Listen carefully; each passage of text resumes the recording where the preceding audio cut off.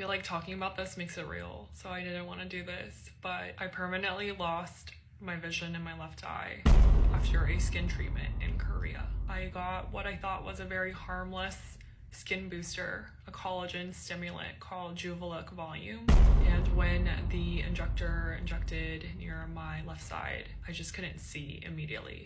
I ended up going to different ophthalmologists, and they later would confirm that I had blockages in the branch arteries of my eye.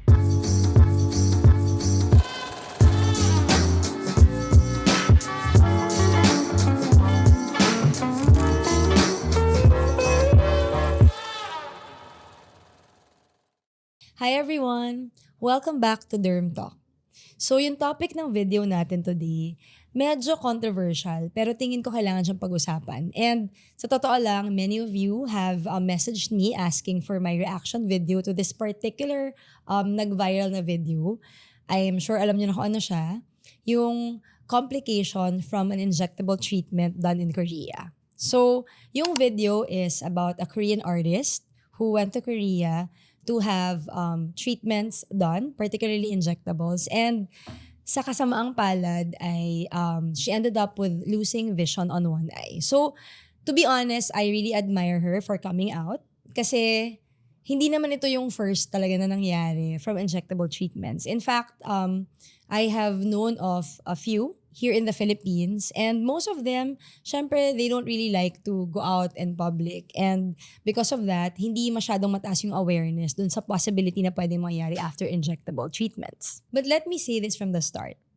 Aesthetic medicine and any procedure that we do is never 100% risk-free. Kahit gano'n pa ka-experience yung injector, kahit gano'n pa kagaling or kaganda yung machine, what is equally important is knowing how to handle complications should they happen. And that's what this episode is all about.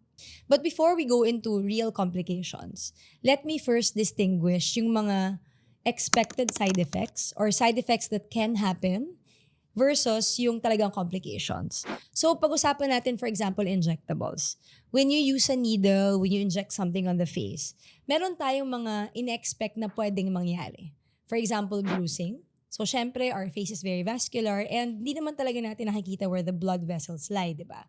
So, when you insert your needle, there's always a possibility na may matatamaan siyang blood vessel, leading to bruising. Second is swelling. So, sometimes when we insert our needles or our cannula, merong manipulation.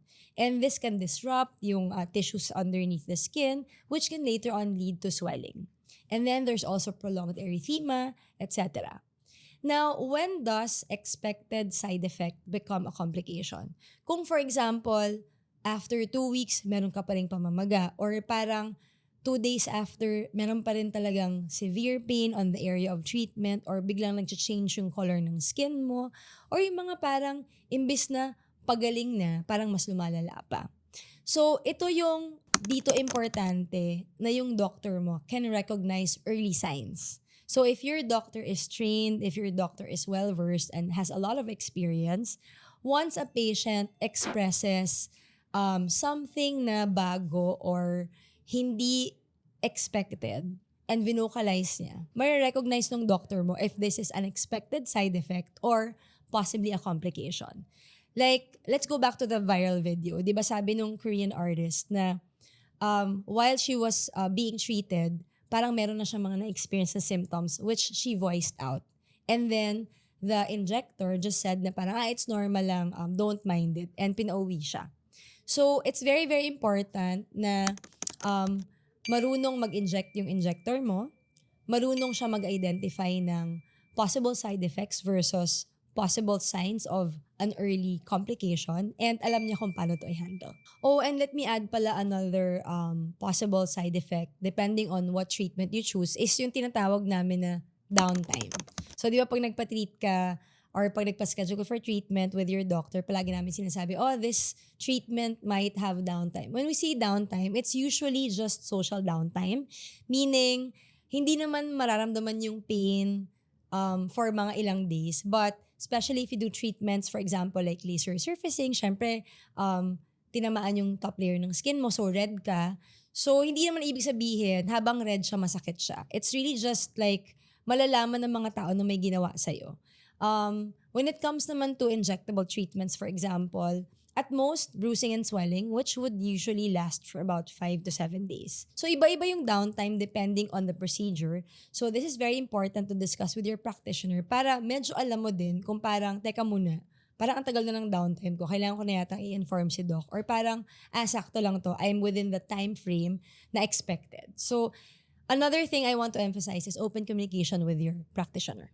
So now, let's go to major complications. Again, depending on what treatment was done to you, it can range from prolonged erythema or swelling, meaning, parang, di ba sabi ni doc, 1 week lang, bakit parang 2 weeks na maga pa rin ako, may pain pa rin.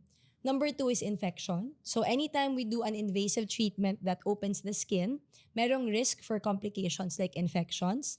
Number 3, lopsidedness, prolonged numbness. And of course, lastly, makikita natin sa video, which is a vascular accident. So going back to the video, the Korean artist had an injectable treatment done using a product containing polylactic acid and hyaluronic acid, which is really meant for volume restoration and skin rejuvenation.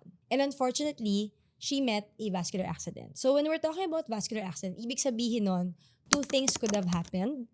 First, pwedeng yung product na inject inadvertently into a blood vessel.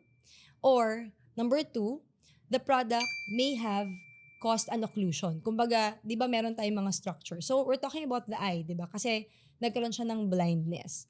So, ang pwedeng nangyari is number 1, napasok yung product inside the blood vessel that supplies yung eye natin. And then, pag kinut off mo kasi yung blood supply to that area, syempre, mamamatay yung tissue. So, pwedeng yon. Or number 2, pwedeng sobrang daming product yung nalagay na na-compress yung blood supply to the eye area, leading to blindness. So we don't really know what happened because syempre yung source lang natin is the video, but any of those two could have caused the blindness.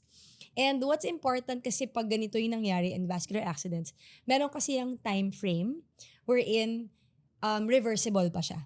After a certain period, usually the damage is permanent. So meron kaming inaaral namin yan when we do injectable training. We emphasize always what to do in case this happens. And yes, vascular accidents are rare. According to medical literature, it can happen in 1 in 10,000 to 1 in 100,000. Depending na lang kung ano yung ini-inject mo and kung anong area yung ini-inject mo. Now, let's talk about management. Guys, hindi ko to ginawang video na to para takutin kayo and para i-discourage kayo from doing treatments. Because, I do it a lot. I love doing it. But, it's not enough that your injector is skilled. It's equally important that your injector can recognize red flags and can handle complications if and when they happen. In truth, guys, no injector would ever want complications to happen to their patients.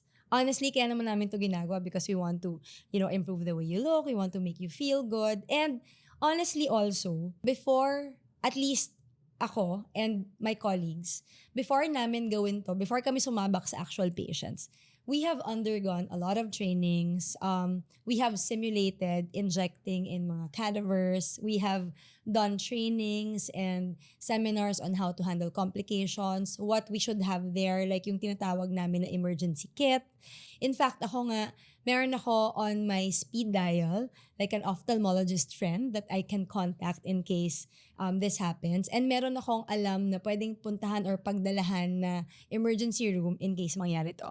I think all injectors should have that. Now, in the case na mangyari yun, halimbawa, touch wood, hindi pa naman siya nangyayari sa akin. But in my clinic, we have like a kit na meron siyang mga products and ingredients like hyaluronidase, aspirin for example, steroid injectable. And palagi yung nasa tabi. I have a lot. I have like 20 vials of hyaluronidase with me all the time. So if we have patients who wants to get an injectable treatment, tapos nangyari ito, very, very important, syempre, is ma-recognize mo yung mga signs.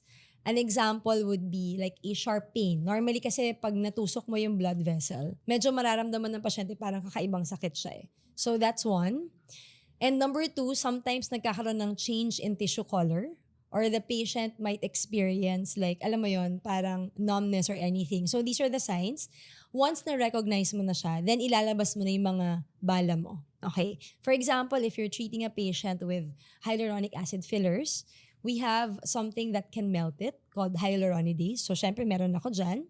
And then, after that, I might give like other medications like aspirin, etc.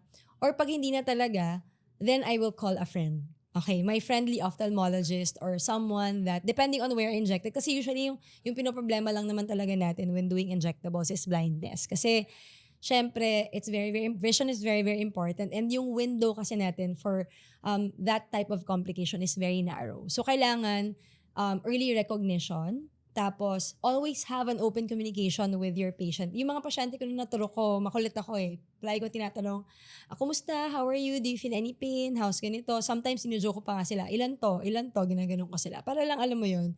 Just also for my comfort. And, I always inject my patients with complications in mind. Parang palagi mong iisipin na, baka mangyari, what can you do to minimize the risk? So, an example of the things that we do would be using blunt cannulas. So, usually kasi, compared to your needles, blunt cannulas are not sharp. So, less risk of actually perforating a vein. Number 2, injecting smaller amounts instead of yung parang biglaan ng pagturok mo ng madaming amount ng filler. So these are the things that you have to take into consideration when you're injecting. And of course, yun na nga, you have to have an emergency kit just in case it happens. And kailangan meron kang plan. Saan mo papadala yung pasyente, sino yung contact mong doktor, etc. etc. So those are the things that we have to keep in mind. And syempre, kailangan relaxed ka.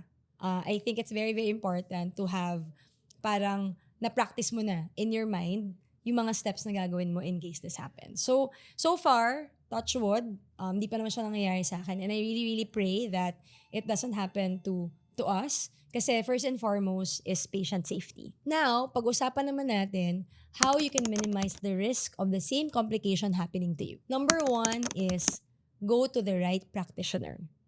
Before ka pumunta sa doktor na gagawa sa'yo, alamin mo muna if that doctor had the proper training, enough experience, and I will say this again, knows how to recognize and handle complications should they happen. So, paano mo malalaman yan? Do your due diligence. Mag-research ka. Alamin mo yung credentials ng doctors mo or ng doctor na pupuntahan mo. Alamin mo kung ano yung mga nagawa niya na before, kung anong itsura, and equally important is parehas kayo ng aesthetic eye. Kasi, minsan, pupunta ka sa doktor, what may be beautiful for that doctor, baka naman hindi mo type. So, importante din yun. So, number 1 is choosing the right practitioner. So, number 2 is ask questions. So, halimbawa, nakapili ka na ng doctor na pupuntahan mo. Na-check mo na yung credentials niya, same kayo ng aesthetic eye, and you go for consultation. Ask questions. So, if your doctor doesn't open up to you, doesn't discuss with you what you like, doesn't answer your questions, parang minamadali ka, walk away. You have all the right to know what is being injected on you, kung ano yung product na gagamitin, kung gaano siya katagal maglalas, kung ano yung mga expectations mo. You know, take time to decide. Kasi, buti sana kung facial lang siya, or kung nagkamali, nasugatan ka lang, or something. But, like what I mentioned earlier, serious complications can happen. So, lahat na ng mga tanong mo, itanong mo na. And yung advice ko usually to patients is before they go to the clinic, mag-prepare na sila ng mga questions nila. And it really helps us doctors if you have an idea of how you want to look like after. Kasi that will be a guide. Kasi for example ako, halimbawa may mga patients ako na gustong magpagawa ng mga trending treatments. Like for example, yung mga Barbie forehead or like yung mga Russian lips, I automatically decline. Okay, that's one more thing. Kasi sometimes, not all trending treatments are actually good treatments. So, be sure to discuss all of this with your practitioner of choice. And number 3, guys, really beware of unlicensed and unregulated clinics. Sa totoo lang, this is super, super disappointing and so frustrating for us practitioners. Kasi, dati, naalala ko nung nag-start pa lang ako with my practice, ginagawa lang yan sa garahe, or minsan sa bahay, or minsan home service. Pero guys, ngayon, nag-upgrade na sila. They actually put up a legitimate-looking clinic and they even run ads with good before and after photos. And I know this can be so tempting, pero remember that it's your health and your well-being on the line. And isa pa, may nakikita ko mga ads na minsan trending. For example, Barbie forehead, fillers, ganyan, tapos $999. Guys, if you wanna make sure that you get high quality treatment and high quality product, it's definitely gonna cost more than $999. So please do your research. Make sure that yung pupuntahan mong clinic, yung mag-i-inject sa'yo is actually a medical practitioner. Kasi sometimes, I find out from some patients, akala daw nila, doktor, kasi naka-white coat. So please, do your due diligence, ask questions, and don't be afraid to back out at the last minute kung meron kang na-feel na unease when you're actually in the clinic. You can't manage something that you don't recognize. Kaya ulitin ko ulit ito. Very, very important is proper training and experience. Knowing how to correctly identify and handle complications should they happen. Not just taking good before and after photos. Number 4, know the risks of any treatment before going into it. And ito talaga, honestly, dinidiscuss naman to dapat ng doktor. So usually when we talk about, for example, when I talk about injectable treatment, syempre sinasabi ko sa kanila, there's a possibility of bruising, pwedeng minsan hindi pantay, pwede naman natin ayusin. Discuss this with your practitioner. And lastly, know your injector's plan B. So naiintindihan ko na some patients, natatakot silang tanungin kasi iisipin nila, baka ma-offend si doc pag tinanong ko. But honestly, I would appreciate it. In fact, kino-comment ko pa yung mga pasyente ko na nagsasabi or nagtatanong na parang, Dok, paano pang ganyan? Kasi ibig sabihin, nag-research talaga sila and they are fully aware of the treatment that they're getting into. Kasi lagi akong informed choice is always better. Ayoko nung parang yung pasyente ko magpapatreat, tapos alam mo yun, parang gagawin niya lang yun dahil sinabi ko. Hindi niya fully understand kung ano yung gagawin niya. So, usually, pag tinanong mo naman yung doctor mo about this and naiintindihan niya, hindi siya ma-offend. Kasi I'm not offended when my patients ask, Dok, paano kung halimbawa ganito, ganyan, anong gagawin natin? And usually, your doctor, kung well aware siya, will discuss with you. For example, I have hyaluronidase here. I know what to do or where to bring you in case this happens, ganon. So guys, itong 5 guidelines na in-enumerate ko to minimize the risk of complications is not to scare you. I am an advocate of getting aesthetic treatments done. I've had injectables done on myself and I continue to do them on my patients. But yung goal lang natin sa video na to is to empower you in making the right treatment choices. To summarize, the reality is all procedures come with risks. So very, very important to ask questions, be informed, and go to practitioners who prioritize safety first. So this ends our episode for today. I hope that you found it helpful. And if nagustuhan nyo siya, if you think that you have someone you know who is interested in getting injectable treatments or who would find this helpful, please share this with them. And don't forget naman to hit the like and subscribe button. And honestly guys, as an advocate of aesthetic treatments and injectable treatments, because I've had them done on myself as well, okay naman siya eh. You can really have good results and very satisfying siya to both the doctor and patient as long as syempre it's done correctly using the right products and of course on the right patient. So that's it. This ends our episode. Of course, hindi ko kakalimutan na imbitahan kayo to put your comments, suggestions, reactions. If you had any similar experiences, please put them in the comments below and I will see you again soon.